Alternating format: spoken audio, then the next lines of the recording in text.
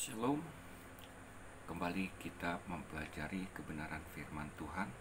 Kita akan merenungkan firman Tuhan yang terambil dari Kolose 3 ayat 13. Kolose 3 ayat 13, saya beri judul Menaruh Dendam.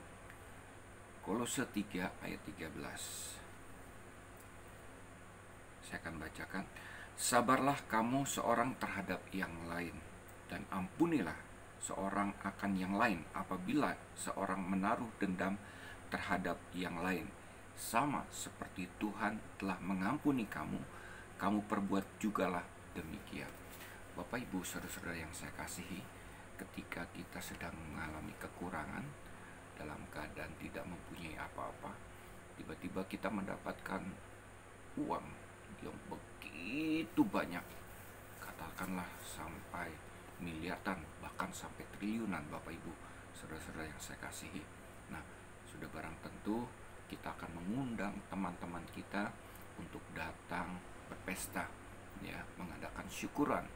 Bahkan orang-orang yang punya hutang kepada kita, mungkin kita bebaskan, tidak kita anggap, karena kita sudah mendapatkan berkat yang berlimpah tiba-tiba seketika, ya, tanpa diduga-duga.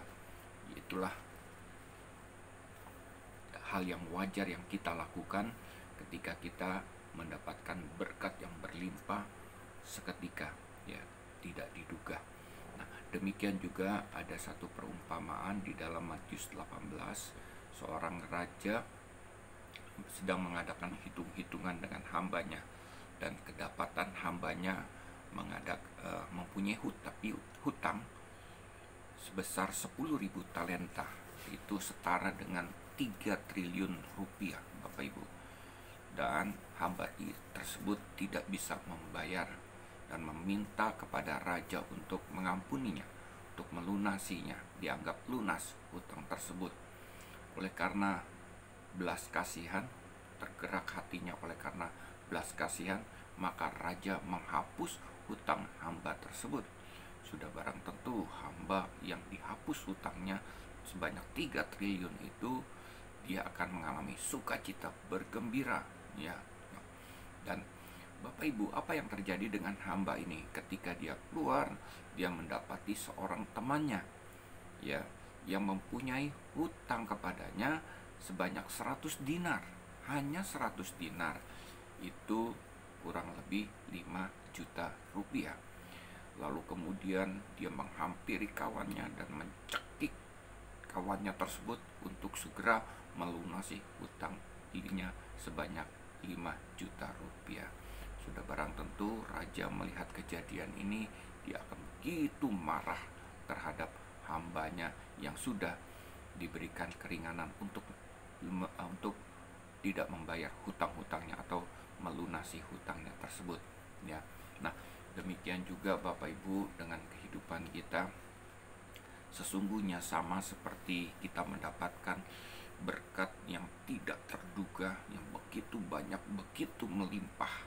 Dan juga seperti hamba yang mempunyai hutang dengan raja sebanyak 3 triliun kemudian dianggap lunas oleh raja tersebut. Harusnya dia bersuka cita, bergembira oleh karena keadaan ini.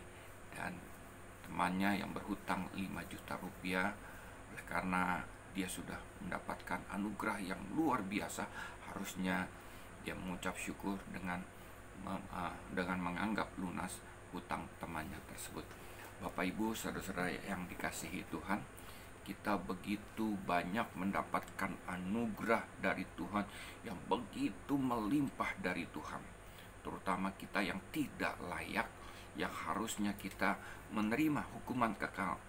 Tempat kita ada di dalam neraka, Bapak Ibu, oleh karena dosa-dosa kita. Semua manusia telah berbuat dosa, dan akibatnya kita menerima hukuman kekal.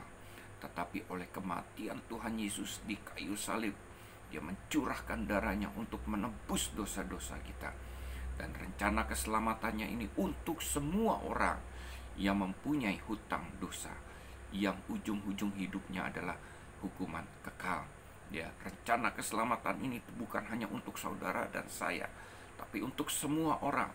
Ya, buat orang-orang yang percaya akan Tuhan Yesus Kristus dan ikut di dalam rencana keselamatan Tuhan. Dan ketika kita percaya menerima Dia, Yesus, sebagai Tuhan dan Juru Selamat, maka roh Tuhan akan tinggal di dalam kehidupan kita.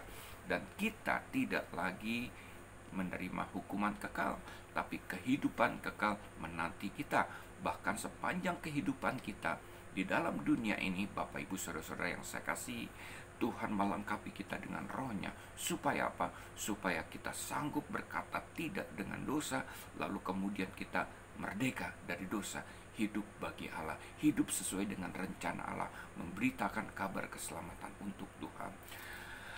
Anugerah Tuhan tidak berhenti terlepas dari kematian di kayu salib. Sepanjang kehidupan kita, anugerah itu terus ada di dalam kehidupan kita. Mungkin kita lalai, kita berbuat dosa, Tuhan ampuni, Tuhan terima kita sebagai anak Allah. Tidak pernah kita ditinggalkan Tuhan dan dibiarkan Tuhan. Sekali lagi Bapak Ibu, anugerah Tuhan begitu melimpah di dalam kehidupan kita. Kasih Tuhan tidak pernah berhenti mengalir di dalam kehidupan kita. Inilah anugerah yang begitu besar melimpah kepada setiap orang-orang percaya. Nah, Bapak Ibu Saudara-saudara yang saya kasihi, kalau kita selalu ingat dengan anugerah Tuhan ini, menyadari hidup kita adalah anugerah Tuhan yang terus-menerus mengalir dan melimpah di dalam kehidupan kita, kita sanggup untuk mengampuni orang-orang yang bersalah kepada kita. Ya, sama seperti kita mempunyai hutang kepada raja sebanyak 3 triliun, tapi kepada teman-teman kita yang berhutang kepada kita 5 juta rupiah, sanggup kita untuk mengampuni orang tersebut, menganggap lunas hutang-hutang tersebut. Nah, Bapak Ibu saudara-saudara yang saya kasihi, dosa-dosa kita begitu besar kepada Tuhan dan tidak bisa diampuni. Karena apa? Karena kita akan masuk ke dalam hukuman kekal neraka. Akan tetapi Tuhan begitu besar, kasihnya begitu besar dalam kehidupan kita. Dia mengampuni kita dan menganggap kita layak di hadapannya. Nah, Bapak Ibu, Tuhan yang sudah mengampuni kita begitu melimpah dalam kehidupan kita. Kalau kita sadari ini, maka kita amat mudah untuk mengampuni orang lain.